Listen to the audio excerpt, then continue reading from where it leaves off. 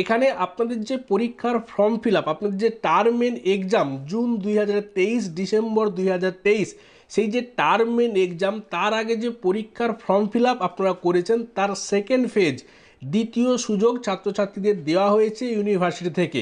আপনারা যে পরীক্ষার ফর্ম ফিল আপ করবেন সেই পরীক্ষার ফর্ম ফিল আপ শুরু হচ্ছে 10/4/2024 দুপুর 2টো থেকে, এবং সময় পাচ্ছেন আপনারা আগামী 13/4/2024 দুপুর 2টো পর্যন্ত।